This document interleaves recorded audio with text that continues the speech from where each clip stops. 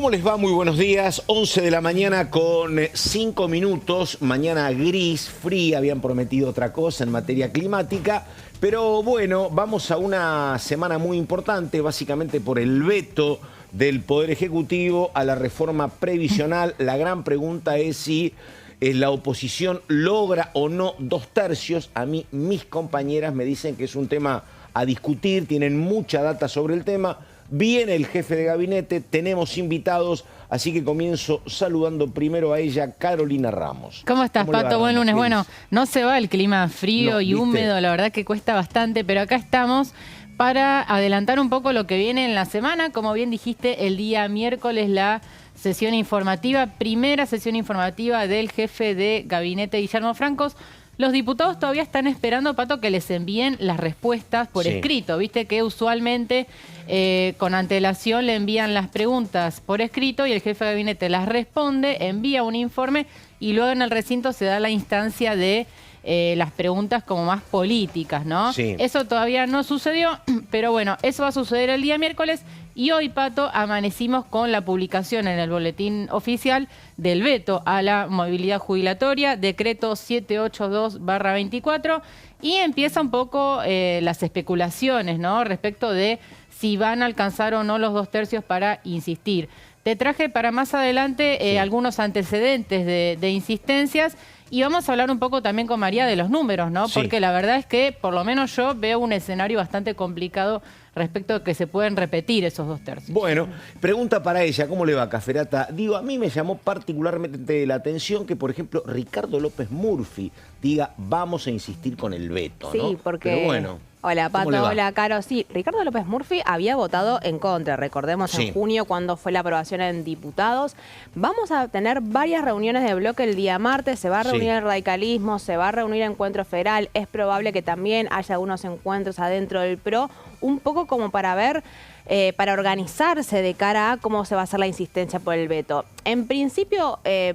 el mecanismo para intervenir e insistir en la ley frente a un veto, y después seguramente Caro lo va a explicar mejor, no tenés un tiempo específico, ¿no? La oposición puede definir en base a el análisis del clima político a la hora de insistir. Es muy probable que esperen a que se presente el presupuesto 2025, pero cada uno de los bloques tiene que ver internamente cómo es el escenario, porque acá, recordemos, se va a definir fundamentalmente en quiénes son los ausentes y quiénes son dentro de ese mundo de los 2/3 que ya había aprobado en su momento en junio la ley, se termina dando vuelta. Entonces, a prestar mucha atención. Y por otro lado, Pato, el miércoles también se va a dar finalmente un plenario de comisiones de asuntos constitucionales y peticiones, poderes y reglamentos para definir finalmente cuál es el mecanismo que se le va a dar a la investigación de los 6 diputados que fueron al penal de Ezeiza a reunirse con represores condenados por delitos de lesa humanidad. Venimos de ya 2 reuniones previas. La anterior había sido con organismos de derechos humanos, pero que un poco parecía que era la comisión para crear la comisión, para definir qué comisión investigadora iba a haber,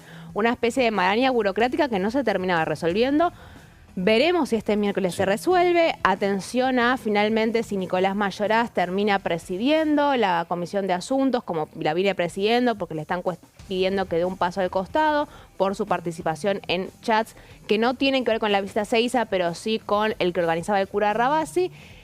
Y como si fuera poco, jueves, del otro lado de Pasos Perdidos, el Senado de la Nación por ahí va a protagonizar una sesión inmensa con la posibilidad del tratamiento del DNU de los 100.000 millones de pesos para la CIDE, de el proyecto que actualiza el presupuesto de las universidades y tal vez finalmente después de 2 años de estar ahí en remojo, la aprobación y quien te dice difícil la sanción de la boleta única de papel. Es decir, sesión importante que hoy y mañana también en el Senado se van a estar reuniendo para ver cuál va a ser el temario. Y el otro dato, hablé con Sago el sábado, reunión el viernes a la noche, día raro, también no era un hombre que participara demasiado de estos encuentros, el propio Javier Milei, la gente de La Libertad Avanza, la gente del PRO y el bloque de Sago, así que fue otro dato que después ampliamos. Vamos a las 11 de la mañana con 10 minutos, datos del tiempo. Lo que viene en materia de pronóstico meteorológico. Ahí tenemos la temperatura en este momento en Buenos Aires, 11 grados. La mínima, repito, 11, máxima 18. Va a salir el sol, esperemos. Mañana 10 y 18, mínima y máxima. Y el miércoles, atención, una mínima de solo 7 grados y la máxima de 18. Bueno, se viene complicando en materia de temperatura la llegada de la primavera, pero bueno, vuelve el sol esta semana después de mucha agua la semana pasada. Bueno, vamos con ella, con Caro Ramos, sí. 11 de la mañana, 11 minutos. ¿De qué hablamos? Bueno, hablamos de la noticia más fresquita de la mañana, ¿no? Sí. De la publicación en el boletín oficial del veto a la movilidad jubilatoria. Repasemos, Pato. El día viernes hubo una reunión en Casa Rosada que recién mencionabas. El propio Javier Milei recibe a diputados. Esto no es menor porque, como explicábamos antes, usualmente era el jefe de gabinete quien recibía a los diputados o senadores. En este caso, el propio presidente recibió a una comitiva. Bueno, estuvo el jefe de Bloque Pro, por ejemplo, Cristian Ritondo, también, por supuesto, Gabriel Bornoroni de La Libertad Avanza, Oscar Sago del MID, también otros diputados. No estuvo Martín Menem, Pato, lo cual encendió algunas especulaciones también, porque también se dio en un momento donde Mauricio Macri, que también viene levantando un poco el perfil, habló de que el gobierno no sabe manejar el Congreso. Esto enojó bastante en las filas libertarias, pero queda aparte. Ahora vamos a referirnos al tema del veto, que va a ser, o mejor dicho, ya es veto total. Esto lo digo porque también en la previa había versiones de que pudiese ser un veto parcial, lo cual abría de algún modo una puerta a una negociación con los bloques dialoguistas. En este caso, directamente es a todo o nada, ¿no? Veto total, esto vuelve al Congreso y ahora vamos a repasar el mecanismo, cómo sigue esto en cuanto al tratamiento. Volvemos a la placa anterior, que tenía un textual del veto, porque por supuesto se veta la ley, o sea, se observa totalmente, sí. Y eso va con fundamentos. En los fundamentos el presidente dice que la ley no contempla el impacto fiscal de la medida, ni tampoco determina la fuente de su financiamiento, que es, digamos, el argumento principal por el cual el gobierno se opone a esto.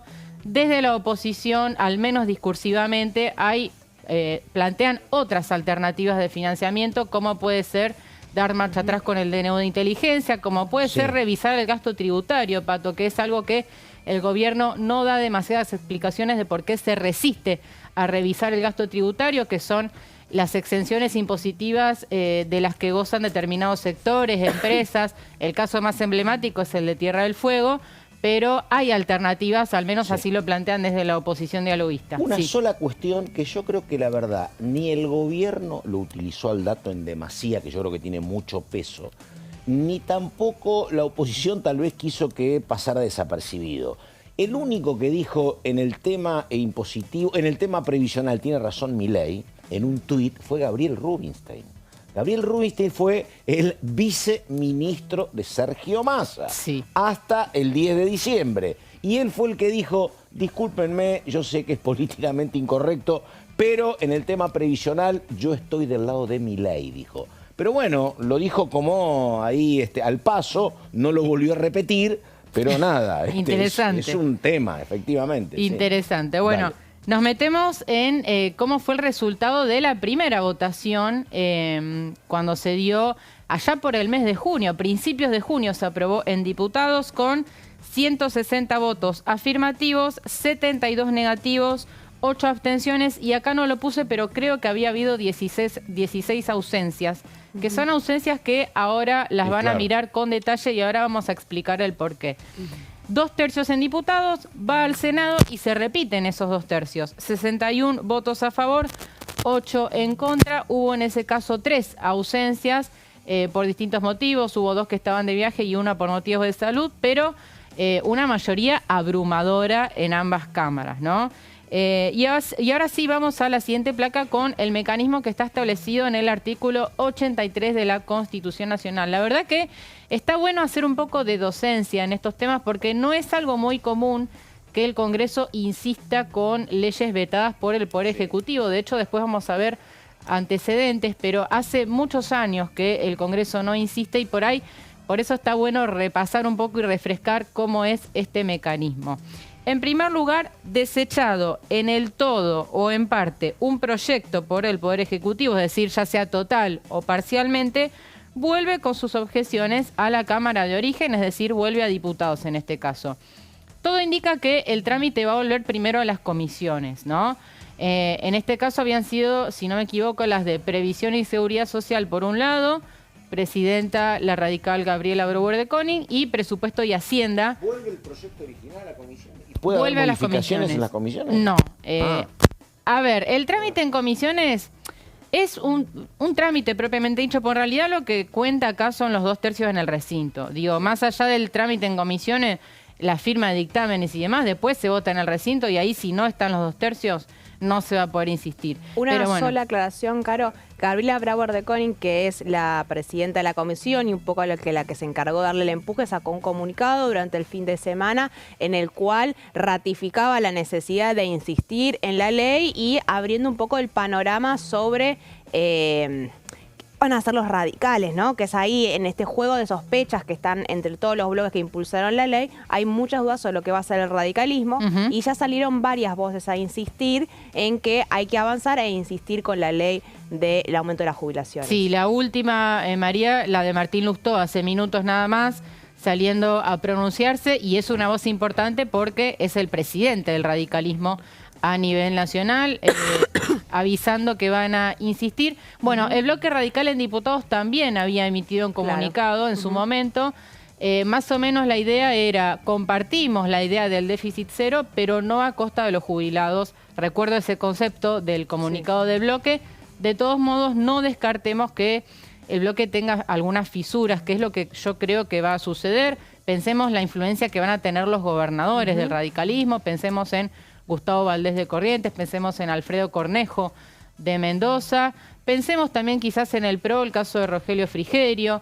Vamos a ver cómo juegan en este caso los mandatarios provinciales. Pero volviendo a la Constitución, habíamos dicho que la ley vuelve a la Cámara de Origen, que en este caso es diputados. Esta lo discute de nuevo y si lo confirma por mayoría de 2/3 de votos, pasa otra vez a la Cámara de Revisión, que sería el Senado. Acá explicamos lo siguiente, 2/3 no es sobre el total de la Cámara, o sea, no es sobre 257. Eso solamente se aplica para si querés reformar la Constitución Nacional. En este caso son 2/3 de los presentes. Si todos los diputados estuviesen presentes, que son 257, los 2/3 serían 172. O sea, ni siquiera con los 160 originales les alcanzaría. Por eso es que decimos que la clave acá son las ausencias. Claro. ¿Por qué? Porque a mayor cantidad de diputados presentes, más votos vas a necesitar. A menor cantidad de diputados presentes, vas a necesitar menos votos. Ahora, Ramos, un tema que yo también estaba haciendo números acá, ¿no? Y el número es este. Hubo reunión el viernes, se juntaron la Libertad Avanza y el PRO. Suponete que estén todos alineados, toda la Libertad Avanza, todo el PRO más el bloque MIT. A mí me dan 71, 72. Mira, ¿no? sabía que me ibas a hacer esa pregunta y Por estoy eso. haciendo números antes de entrar. Bueno. La Libertad Avanza, el PRO y algunos bloques minoritarios como el MID y otros, bueno, ahora tenemos también a Lourdes Arrieta, por ejemplo, estarían en 80 votos. ¿Sí? Pero con Homodeo, por ejemplo, me está juntando. sí, quizás claro. algunos más, ¿no? Pero más o menos 80. Pero necesitan, si están todos presentes, para evitar los 2/3, 87. Claro, 86. 86 para... Claro, y le faltan 6 todavía. Bueno. Claro, que 6 es un montón. Claro. En este caso, ¿no? Por eso. Yo apuntaría más a que no estén, a gente que no esté. Exactamente. Yo pongo el ojo en las ausencias porque es la clave, ¿no? De hecho, pensemos que la primera vez hubo bastantes ausencias, por ejemplo, del PRO. También la izquierda había faltado en ese momento. Ahora todo pero indica las que van a estar. ausencias son un guiño a obtener otra vez 2/3. Porque si hay mucha ausencia, vos necesitas menos gente para obtener los 2/3. La diferencia es que vos ahora tenés consolidado una base de blindar el veto que antes no estaba. Claro. El oficialismo va a llegar al día de la sesión con mínimo 80, 81, 82 diputados. Que eso no estaba antes. Está más cerca de su objetivo que la oposición con los 2/3. Cualquier ausencia va a ser probablemente de los votos que habían estado a favor en junio. Entonces, por eso las ausencias juegan a favor en este caso del oficialismo, porque de vuelta llega, y este fue el objetivo de la reunión del viernes, llega ese día el recinto con 80 diputados confirmados, Firmes. sólidos y firmes. Ahora, Hay que ver qué hace tarea Rosa para el Prieto. hogar en La Libertad Avanza, que mermen las peleas internas. Claro, yo digo, decía, ¿no? La firmes verdad. y después Digo, porque que- después tenés que ir al Senado, que no te aparezca otro Paul Troni, ¿no? Digo, Exacto, peleas claro, internas claro. que además el día viernes Claro. por la noche tuvieron otro capítulo Sí, en redes Ajá. sociales. Muchas ¿no? redes sociales. Con un enfrentamiento muy fuerte entre dos diputadas de La Libertad Sí, Avanza. sí, muy Netflix era todo. Muy sí. Netflix. Sí, sí, sí. Si estabas aburrido el viernes Sí, a la noche, sí, podías seguir la discusión. Sí. Bien, vamos a la próxima placa. A ver. Y vamos a lo que sería el final del trámite, ¿no? Si ambas cámaras lo sancionan por igual mayoría, el proyecto es ley definitivamente y pasa al Poder Ejecutivo para su promulgación. En este caso, ya Milei no tendría nada que hacer. Debería promulgarlo sí o sí. ¿Y qué pasa si no se consiguen esos 2/3? Si alguna de las dos cámaras, por ejemplo, si en diputados no se consiguen. Vamos a la próxima placa.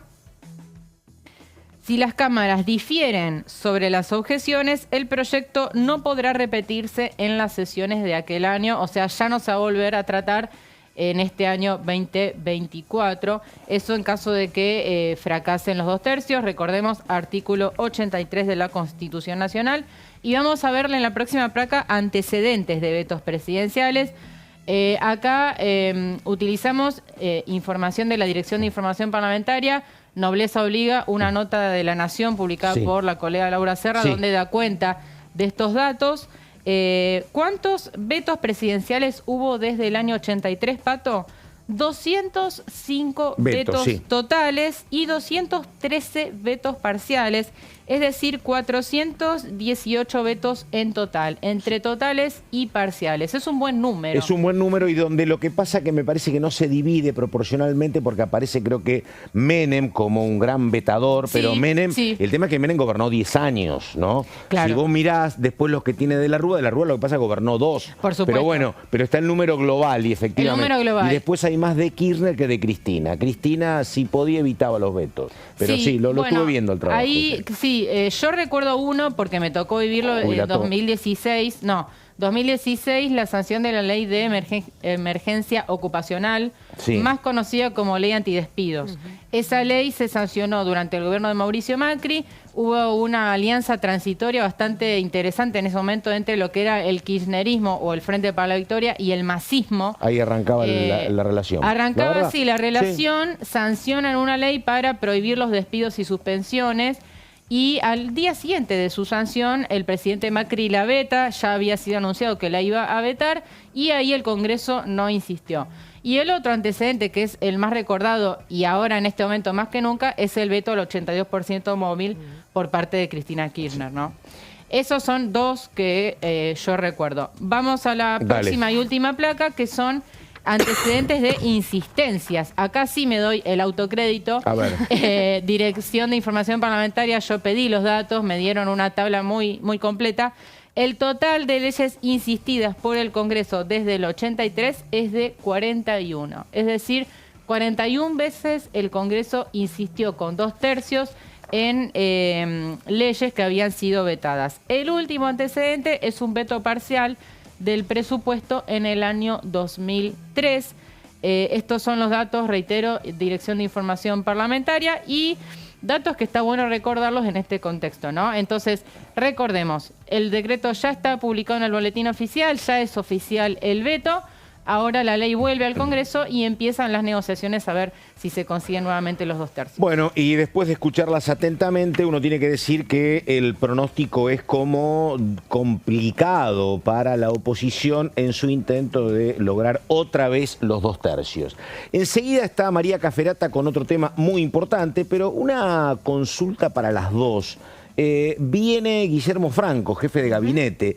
Viene en un momento particular porque uno había esperado con mucha expectativa a otros jefes de gabinete porque habían tenido políticas más confrontativas. No es el caso de Guillermo Franco, que me parece que, ha tenido un rol bastante silencioso últimamente el de Franco, ¿no? Sí. No sé si lo que puede pasar el miércoles, pero no sé si hay mucho nivel confrontativo, no me lo imagino, pero puede ser. Después Depende de del lo que perfil diga, ¿no? muy elevado que había tenido durante el debate de la ley base, Exactamente, ¿no? Que ahí sí. era el gran protagonista y el gran negociador, y recordemos que es en un contexto que en Casa Rosada, que está buscando responsables de las 3 derrotas legislativas de hace un par de semanas, ¿no? En el Senado, en diputados y en la Comisión Bicameral de Inteligencia, bueno, se estaba echando un poco el fardo, y el último de los apuntados, para no apuntar ni contra Santiago Caputo ni contra Martín Menem, está siendo Guillermo Franco, ¿sí? Que no intervino lo suficiente, y vos incluso hablás con algunos diputados y senadores, principalmente senadores, ¿no? Que fueron los que sancionaron la ley de el aumento de las jubilaciones. Sí. Te decía, nosotros estuvimos esperando hasta último momento para negociar y no había mucha interlocución con Casa Rosada. Entonces nos mandamos y lo terminamos sancionando. Es lo mismo que pasa, radicales. es lo mismo que pasa cuando vos preguntás qué es lo que sucede con García Mancilla y con Lijo. Exacto. Te dicen, mirá, alguien en nombre del gobierno que venga y me diga estos son los candidatos y los queremos y empezamos a desarrollar una negociación, no hay todavía. No, en absoluto. Sí. Y de vuelta, el que está apuntado es Francos, porque hasta ahora había cumplido con ese rol.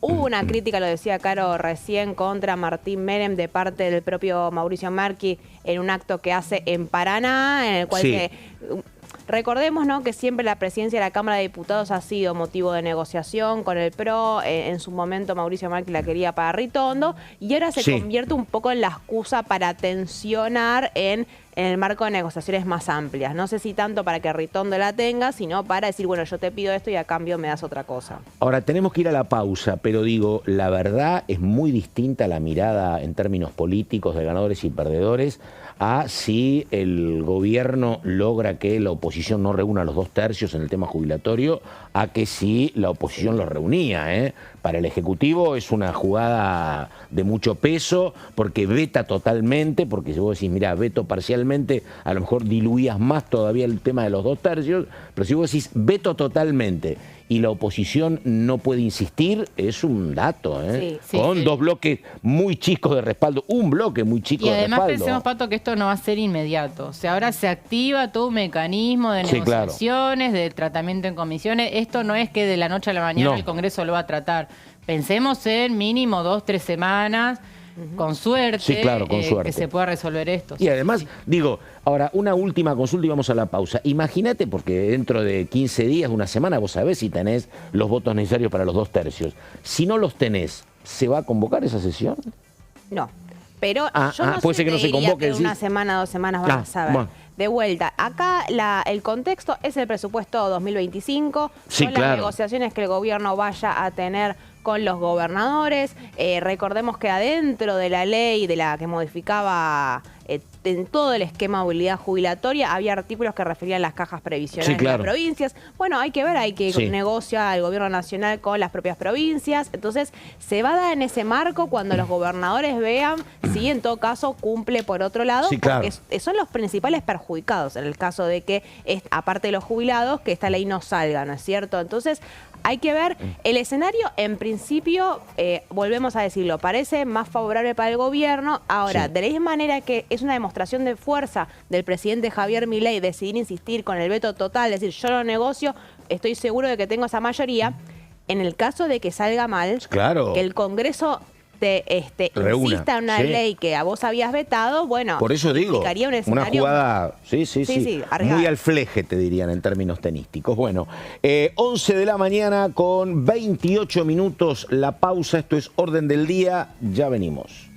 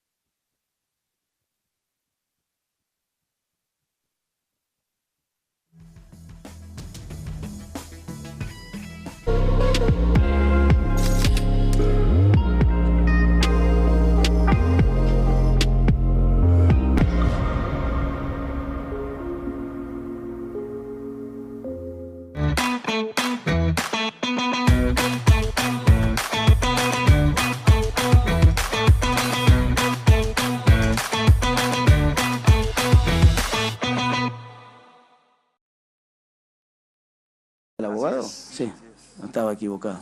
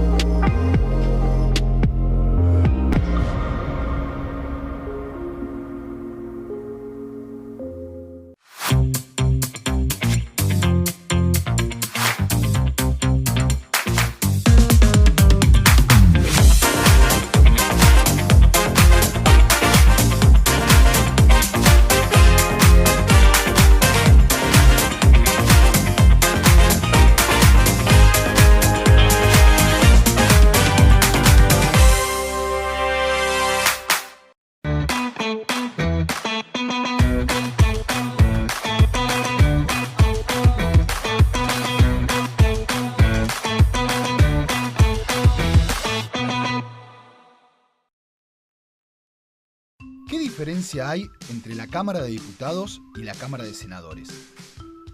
La Cámara de Diputados representa al pueblo de la nación argentina. Esto significa que las provincias más grandes y con mayor cantidad de habitantes tienen muchos más diputados que las provincias más pequeñas. La manera de establecer las cantidades es proporcional. La Cámara de Senadores representa a las provincias. Cada provincia envía 3 senadores al Congreso Nacional. El total de senadores es 72, dado que las provincias argentinas son 24. Este es un número fijo. Por ejemplo, la provincia de Buenos Aires cuenta con 70 diputados nacionales y la provincia de Tierra del Fuego con 5. Pero tanto la provincia de Buenos Aires como la de Tierra del Fuego cuentan con 3 representantes cada una en el Senado de la Nación. Cada 2 años, el Congreso Nacional renueva la mitad de sus diputados y 1/3 de sus senadores nacionales. El mandato de los senadores es de 6 años, mientras que el de los diputados es más breve, dura solamente 4 años.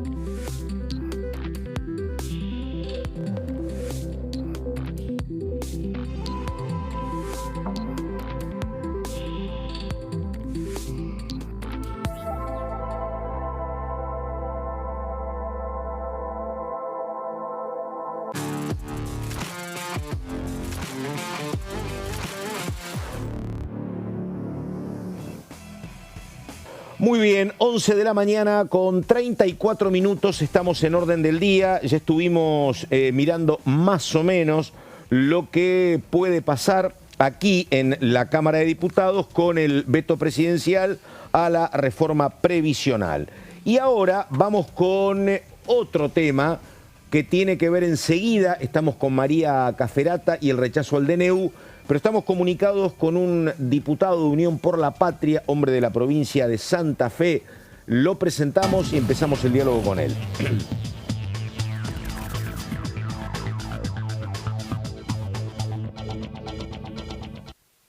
Ahí estamos, el diputado Tonioli. Diputado, ¿cómo le va? ¿Qué dice? Carlos Méndez saluda acá. Buenos días. Primera pregunta, se conoció el fin de semana, apareció hoy lunes como corresponde en el boletín oficial, el veto presidencial a lo que era la mejora en el haber previsional. Consulta, por lo que usted vio y por lo que está viendo, ¿va a ser complejo para la oposición poder insistir en los 2/3? ¿Cómo lo ve, diputado? ¿Qué tal? Buen día. ¿Qué tal? Buen día. ¿Cómo andan? Bien, bien. Yo soy optimista por naturaleza, ¿no? Y creo que siempre hay que mirar más que la foto, la película. Cuando estábamos discutiendo hace no mucho tiempo la ley bases y había una parte importante de la oposición parlamentaria que hacía esfuerzos denodados por encolumnarse, por tratar de no confrontar con el Ejecutivo Nacional, nadie pensaba que al poco tiempo se iba a destrabar la posibilidad de ir generando mayorías distintas de cara a responder algunos problemas acuciantes de nuestro pueblo, de nuestra comunidad, ¿no? Hablo de los fondos para el financiamiento universitario, hablo de los saberes jubilatorios y hablo de otros temas que están en discusión y donde aparentemente se pueden conformar mayorías contrarias al interés del gobierno nacional, que es básicamente en cada una de esas áreas, de cada una de las políticas sensibles para la Argentina, meterle rosca al ajuste o a la transferencia de recursos a los sectores que menos lo necesitan, de los que más lo necesitan a los que menos lo necesitan. Así que yo no lo daría por muerta la posibilidad de reunir los 2/3 para reafirmar la decisión inicial del Congreso. ¿Qué tal, diputado? Carolina Ramos lo saluda. Bueno, ¿dónde cree que puede estar quizás la mayor resistencia o los mayores obstáculos en este camino de conseguir los 2/3? Quizás en los gobernadores, pienso en la discusión que se viene por el presupuesto. ¿Dónde cree que puede estar esa resistencia? Bueno, vos diste en el clavo, el tema de la discusión del presupuesto reabre expectativas para muchos actores institucionales, particularmente para los estados subnacionales, y de alguna manera entendemos que hay algunas maniobras que hemos visto en el último tiempo. Puedo dar fe de una de ellas, integro la Comisión de Transporte y soy de la idea, y lo he dicho públicamente, que el acuerdo entre Martín Menem y una parte de la oposición amigable, dialoguista, en cabeza en particular de Rodrigo de Loredo, ha demorado, ha estirado como un chicle la definición en lo que tiene que ver con los fondos para los subsidios al transporte automotor urbano e interurbano del interior del país. ¿Con qué objetivo? Con el objetivo de llegar posiblemente a la discusión de presupuesto y hacer de alguna manera tabula rasa, ¿no? Como si no hubiese pasado nada durante este año. Ese puede ser uno de los argumentos en el horizonte que choquen con la idea de rápidamente reafirmar la decisión del Congreso de aumentarle, aunque sea mínimamente, a los jubilados y jubiladas sus saberes, ¿no? O sea, perdón, una repregunta. O sea que para usted puede suceder esto mismo de que intenten postergar la discusión jubilatoria hasta ver qué pasa con el presupuesto y que se dé una discusión más integral.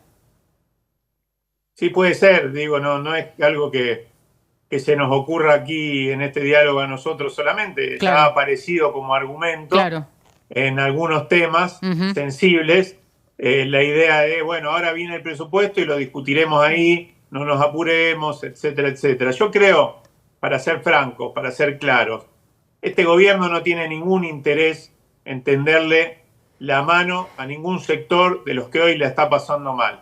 No solo se solaza con este veto, por ejemplo, que golpea a los más golpeados, entre los más golpeados, como los jubilados, sino que además públicamente plantea en boca del mismo presidente de la Nación las más variadas planteos delirantes, los más variados planteos delirantes, diciendo que en realidad los jubilados en dólares han recuperado y han mejorado sus ingresos, etc. Acá y en China, en cualquier lugar del mundo, los ingresos se valoran en función del poder adquisitivo. Y el poder adquisitivo de los salarios, de los ingresos para aquellos que no tienen ingresos, mucho peor aún, de los jubilados, de los pensionados, en la Argentina se ha derrumbado estrepitosamente, y eso es lo que el gobierno no quiere asumir y tampoco quiere atender. Entonces, en lo que venga, e incluso en el presupuesto, nuestro planteo, nuestro talante va a ser intentar construir mayorías distintas a las que propone el Ejecutivo para básicamente oponernos a esta política de hambre, de saqueo, de disolución nacional. No hay demasiada vuelta en ese sentido. Tardaremos más o menos, algunos en darnos cuenta o en darse cuenta, pero no hay futuro para el 90% de los argentinos en un régimen de estas características. Y agrego, no hay posibilidad de que se estabilice ni social y por lo tanto tampoco políticamente un régimen de estas características. Y Eduardo, hola, ¿cómo estás? Acá María Caferata te saluda. ¿Cómo estás? Te llevo a otro tema un segundo. Mañana va a haber una reunión plenaria de peticiones, también de asuntos constitucionales, un poco para definir cómo se va a investigar la visita de 6 diputados del oficialismo al penal de Seiza. ¿Cuál es el objetivo de Unión por la Patria para esta reunión? ¿Qué es lo que van a demandar? ¿Qué postura van a adoptar? Nuestra postura es clara desde el minuto 1 en que se reveló esta visita de un grupo de diputados, diputadas, a condenados por delitos de lesa humanidad. Nosotros en ningún momento cuestionamos que estos condenados por la comisión de esos delitos durante la última dictadura cívico-militar puedan recibir visitas. Nuestra normativa vigente, el derecho humanitario, señala que tienen la posibilidad, ¿no?, de recibir visitas. Lo que cuestionamos es el carácter político y lo que no se termina de alguna manera de clarificar es hasta dónde llega el intento, la propuesta, la iniciativa de ir por la libertad de estos genocidas. ¿Quiénes son los que están detrás de esto? Por eso nosotros siempre hemos planteado una comisión investigadora. No es una comisión investigadora generada específicamente para esto y va a ser la Comisión de Poderes, bueno, adelante, pero con la posibilidad de que en ese espacio desfilen todos aquellos que quieran declarar, que quieran exponer detalles, incluidos diputados, diputadas que han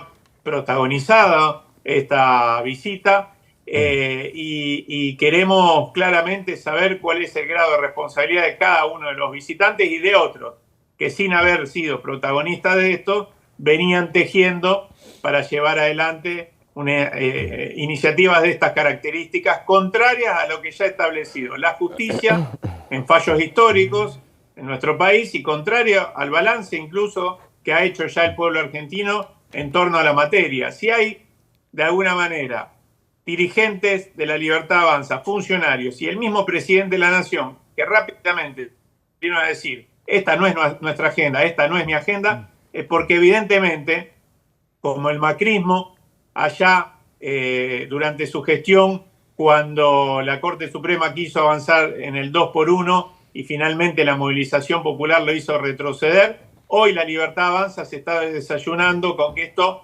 evidentemente no garpa, que es una agenda de minorías y que se sumaría un problema más a los múltiples problemas que ya tiene este gobierno con la economía, con la producción, con distintos sectores que la están pasando muy mal, ¿no? Yo creo que es saludable y una consecuencia lógica de haberse dado cuenta de que esta agenda, como decía antes, no garpe, la reacción que han tenido muchos de despegarse, diputados, diputadas que dicen, no, bueno, en realidad fui engañado, funcionarios que dicen, esta no es nuestra agenda, es agenda de otros, le tiran la pelota a Villarroel, que claro está, históricamente ha militado por la libertad de los genocidas, ¿no? Pero hasta la misma Villarroel, de la defensa del terrorismo de Estado, ha pasado a la teoría de los dos demonios, que es un escalón menos. Es una forma también de poner el cuerpo frente a, evidentemente, una agenda que, repito, es más de extremos ideológicos que del conjunto de la sociedad o de una gran parte de la sociedad.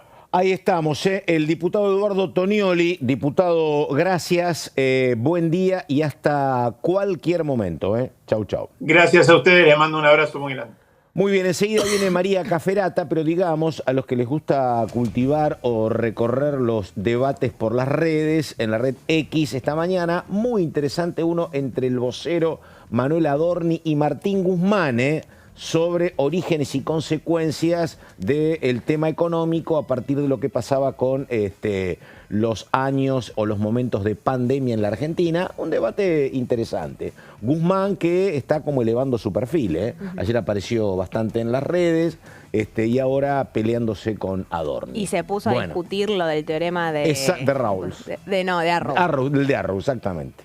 Ahí Bueno. estamos. Bueno, ¿usted qué teorema tiene, Caferata? Yo tengo el teorema de la votación del DNU de los 100.000 millones de pesos para la CIDE, Pato, porque como decíamos, ya parecemos un disco rayado, pero venimos de semana intensa más semana intensa y esta también la va a hacer porque Franco es el miércoles, mañana la petición Sí, claro. y reglamento con asuntos constitucionales por el tema de la visita penal de Seiza. Y el jueves la reunión en el Senado con la posibilidad de que haya 3 aprobaciones o rechazos de alto voltaje político y una de ellas tiene que ver con el DNU de inteligencia. Pato, esto es el DNU que, recordemos, es el 656, es uno de los 2 decretos vinculados a temas de inteligencias. Uno había reestructurado toda la ex-AFI llamada CIDE y darle otras, toda una reorganización interna que va a tener el organismo de inteligencia, pero por otro lado había otra que le había puesto 100.000 millones de pesos en fondos reservados, que significa que no puede haber un seguimiento en qué se van a utilizar esa cantidad de dineros. Recordemos que esos 100.000 millones, el 80%, más del 80% ahora, ya fue devengado, es decir, que tiene la posibilidad de la CIDE para acceder a ellos ese dinero sin necesidad de que se interrumpa ante la posibilidad inminente de que se rechace el decreto. Te pueden en el decir Senado. tarde, ya está, al piste. Sí, ¿no? y va a ser Sí. toda una discusión. Ahora después nos vamos a poner a repasar los números, pero a ver, si efectivamente el Senado rechaza el DNU, el gobierno ya tiene pensadas otras herramientas sobre cómo hacer para ratificar esos fondos. Se está hablando de presentar nuevos decretos, de judicializarlo. En principio no hay mucha voluntad de volver esa plata que en muchos casos ya la habían gastado. Puntualmente, vos recordemos cómo había sido la votación en la Cámara de Diputados hace un par de semanas. Fueron 156 votos a favor, 52 votos en contra, 6 abstenciones y 42 ausentes.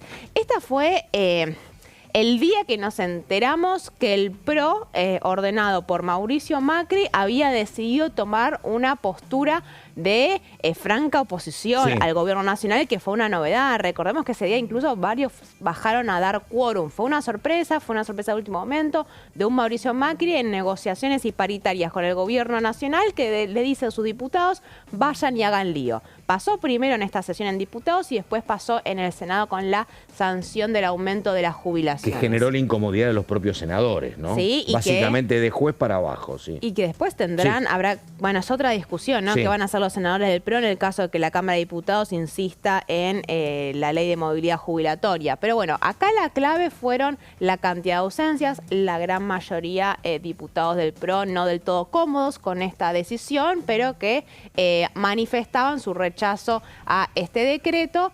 Y de vuelta, el número de los 2/3 que volvía a verse presente en el recinto por las ausencias, pero con una oposición que lograba unir posiciones en torno a temas específicos que no se venía viendo tan seguido hasta ahora. Bueno, pero vamos a diseccionar un poco qué son estos votos para ver si se pueden ser trasladados al Senado en el caso de que se trate el tema el jueves. La base más importante la trae, como siempre, los proyectos que son contra el gobierno nacional. Fue Unión por la Patria, 89 de los 99 votos de la Unión por la Patria, es decir, son votos a favor del rechazo, recordemos siempre eso. Y hubo 10 ausentes, los santiagueños, un diputado de San Juan, de La Rioja. Hubo ahí algunas ausencias, pero en Unión por la Patria se jactaban de que la gran mayoría la habían 90%. logrado mantener unida. Sí. Exactamente, y que fue el gran porcentaje de los votos por el rechazo al decreto. La Rioja, perdóname, Quintela uno lo ve como muy confrontando con el gobierno, pero bueno, a ver. Se mezclaron dos cuestiones, vamos Sí. a aclarar. Problemas con los vuelos, por un lado, y problemas con oponerse al gobierno, por el otro. Ahí yo mezclé, son diferentes. vos No es lo sabés mismo que- los santiagueños Sí. que La Rioja. Yo, el tema de los vuelos, viste, a mí había un diputado muy conocido, Jorge Lloma, que iba y venía a La Rioja, le tenía miedo a los aviones, entonces iba y venía permanentemente en auto. Son 10 horas, viste, en auto, no es que no es el otro mundo, no es que tenés que venir de Perú bajando, pero bueno, está bien. José Mayán también viaja mucho en auto, sí, también. de también tenés un Formosa. viajecito de Sí, por eso. Formosa. Sí, sí, por pero eso. bueno, panorama Unión por la Patria, y en el Senado te dicen que los 33 en principio estarían sólidos. ¿sí? Hay que ver ahí qué hacen. Es distinta en el Senado. En el Senado lograron de alguna manera después de la partida de Camau y de Camau Espínola y de el entrerriano Cuéllar, más o menos. ¿No hay mayanistas y cristinistas en el Senado? No. La cara. Ponche la cara. No de, sé si de hay mayanita o una discusión ahí sobre la relación con la vicepresidenta. Mayans te diría que él es cristinista igual. Sí, por supuesto. Vamos a la próxima placa para repasarle el resto de los votos. La Unión Cívica Radical, que terminó siendo corrida a un costado después por el PRO, porque antes de que nos enteramos que el PRO iba a dar quórum y participar y votar a favor en la sesión, la duda era qué va a ser el radicalismo. Bueno, el radicalismo al final, la gran mayoría, 22 de los 34 diputados que tiene, votaron a favor con el resto de la oposición, pero hay 8 negativos y 4 ausencias, vinculadas fundamentalmente a los gobernadores, ¿no? Que es también el número que se está viendo cuando hablamos de los 2/3 para el aumento de las jubilaciones. También se está viendo estos números en la Unión Cívica Radical que tienen que ver con los sectores más mileístas adentro del bloque que preside Rodrigo de Loredo. Rodrigo de Loredo que no estuvo en esa sesión porque estaba en Estados Unidos, con muchos otros jefes de bloque como Cristian Ritondo en Estados Unidos. Ahora vamos a la próxima placa y vamos a la verdadera sorpresa de esa jornada, que fue el PRO. Que vos tenés ahí de todo. Tenés 20 afirmativos con figuras de peso, ¿no es cierto? Como María Eugenia Vidal o Silvia Lospenato. 4 negativos que ahí están presentes el núcleo duro bullrichista que responde a la ministra de Seguridad, como Damián Arabia, que eso sí, fueron más oficialistas que algunos oficialistas. Tuviste 2 abstenciones y 15 ausentes. Los 15 ausentes eran todos esos diputados del PRO que no se sentían del todo cómodos votando en contra, a favor del rechazo en realidad, pero bueno, terminan ausentándose y no pronunciándose al respecto.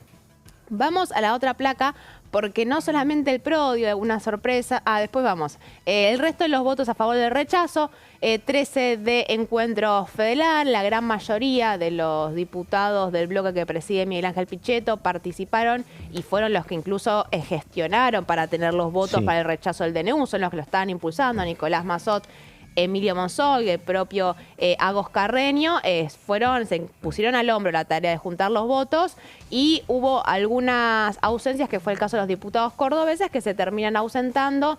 Ahí hubo un llamado de Martín Yarlora, del gobernador, y hay que ver ahora cómo se replica eso en el Senado. La coalición cívica, todos sus diputados, los 6 diputados, votaron a favor del rechazo. El Frente Izquierda de los Trabajadores también, 5 votos a favor. E Innovación Federal se dividió entre las abstenciones y las ausencias, ¿no? De vuelta, bloque que está compuesto exclusivamente por diputados que responden a gobernadores. Misioneros y rionegrinos, ¿no? Y salteños. Y salteños, está claro. Que responden a SANS. Y como última placa, lo que decía, otra de las curiosidades que estuvo esta votación, que es en la Libertad Avanza ampliada, ¿no? Porque son también con los satélites que rodean a el bloque oficialista. Hubo algunos números raros. A ver, 33 de la Libertad Avanza votan en contra. 3 del MID, es decir, el bloque que preside Oscar Sago, también votan en contra. Ahora, el MID hace un juego muy extraño en el recinto para llamarle la atención al propio presidente de la Cámara, Martín Menem, medio bajando a dar quórum, pero no dando quórum, ¿no? No se sientan, se levantan de la silla, dejan sus cosas, pero la idea era que viera el propio Menem, que estaban presentes en el recinto, para decir: a nosotros no nos llamaste para preguntarnos qué íbamos a hacer. Bueno, si queremos te podemos dar quórum en esta sesión, que previo a la decisión del PRO se ponía en duda si iba a estar el número para el quórum. Tenés firmes los 3 diputados de Independencia que responden al gobernador tucumano Osvaldo Jaldo, que también actúan en sintonía sistemática con el oficialismo. Tuviste 4 ausentes y después 2 votos a favor. Esos 2 votos a favor son de Buenos Aires Libre, que es el bloque que preside Píparo. Pero bueno, a prestar atención porque es un bloque, La Libertad Avanza, muy desorganizado, que en ese momento estaba Arrieta todavía dentro del bloque, ya no lo está más después de esa sesión, así que todo lo presentaba un poco, Pato, para pensar la sesión del jueves en el Senado, si se trata efectivamente del DNU de vuelta, pero también pensando cómo es el poroteo en la previa de el panorama del veto presidencial. Ahora, una consulta después de la reunión del viernes, porque uno tenía que la oposición a la Libertad Avanza, el oficialismo a la Libertad Avanza, la oposición es Unión por la Patria y la Izquierda, y tenías lo que era una oposición amigable, donde estaba básicamente el PRO, y también estaba la Unión Cívica Radical, y en algún momento me parece que porque imaginaron que ahí podía estar Encuentro Federal. Olvídate ahora de Encuentro Federal, que tiene sus disidencias, pero está mucho más alineado con el gobierno el PRO. ¿Dónde queda la Unión Cívica Radical? ¿Es opo amigable? ¿Queda dividida? ¿Dónde queda la...? Porque antes estaban juntos, me parece a mí, lo que era ex Juntos por el Cambio, radicales y PRO. Ahora eso no queda igual, me parece. Ahí la respuesta es que radicalismo. Claro. No existe el radicalismo, eso se ríen constantemente internamente dentro del bloque, solo se puede hablar de radicalismos en plural. Una cosa es Rodrigo de Loredo y los gobernadores, otra cosa es la línea que lidera Facundo Manes y otra cosa es esa mezcla de evolución que responde a Jacobiti y a Martín Lustó, que también va cambiando de postura. Que de hecho, agrego un dato, la movilidad jubilatoria fue el único proyecto que yo recuerde en este tiempo que el bloque votó unido. Claro. ¿No? Porque en otros anteriores siempre el bloque se fracturó, tanto al momento de dar quórum como al momento de votar. Jubilaciones votaron todos afirmativamente. Y vos dijiste que puede haber el jueves una sesión importante en el Senado donde va a tratarse eventualmente presupuesto educativo, me parece, ¿no? Efectivamente, creo que sí. Vamos a ver si reuniones hoy y mañana, a ver cómo se organiza un temario que es pesado y todos los proyectos son bastante importantes. Nos tenemos que ir enseguida a la continuidad de DTV, ya la vemos a Débora de Urieta por ahí, así que bueno, María Caferata, muchísimas gracias. Mañana, Pato. Caro Ramos, hasta cualquier momento, muchísimas gracias. Hasta aquí llegamos, nada más, buenos días.